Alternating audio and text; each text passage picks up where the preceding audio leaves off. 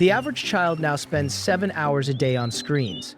Parents worry that screens are addictive. The concern is usually framed around content, violent games, mindless videos, social comparison. The assumption is that if you control what kids watch, the problem shrinks. But the issue isn't what's on the screen. It's adapting to an environment that delivers feedback faster than anything in human history. And that adaptation changes what effort feels like.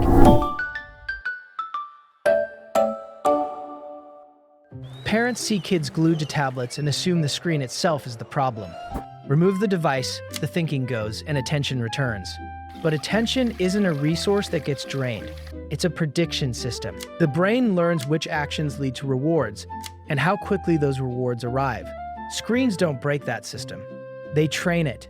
A child taps a screen and something happens in milliseconds. Swipe, new image, tap, sound plays. Tap again, level complete. The brain tracks this timing. It learns that effort and outcome are separated by almost nothing. This isn't addiction in the chemical sense. It's calibration. The brain is adjusting its prediction model to match the environment it's experiencing most. Now place that same child in a classroom. The teacher assigns a math problem. The child writes, erases, writes again. Minutes pass. The answer might be right or wrong, but the feedback is delayed. And even when it comes, it's muted compared to the burst of color and sound a screen provides. The brain's prediction system, now calibrated to millisecond delays, registers this as inefficiency.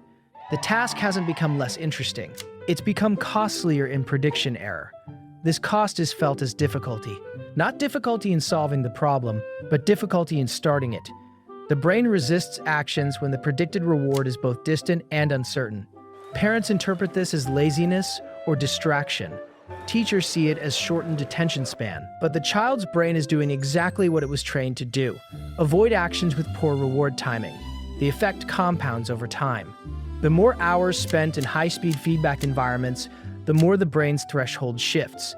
Tasks that require sustained effort without immediate payoff trigger increasing resistance. Reading a chapter, building with blocks, even holding a conversation all involve delays the prediction system now flags as suboptimal. The child isn't choosing to avoid these activities. The brain's cost-benefit analysis has changed beneath conscious awareness. Here's what makes this invisible. The brain doesn't announce its recalibration. There's no moment where the child decides long tasks are bad. The shift happens in the background through repeated exposure. And because it affects motivation rather than ability, it looks like a character problem.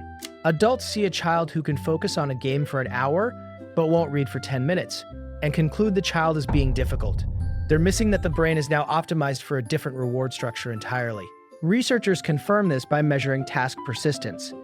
Children with higher screen time don't perform worse on cognitive tests when those tests deliver immediate feedback. Their working memory is intact. Their processing speed is normal. But when the same tasks are restructured to delay feedback by even 30 seconds, performance drops. The gap isn't in capacity. It's in tolerance for waiting.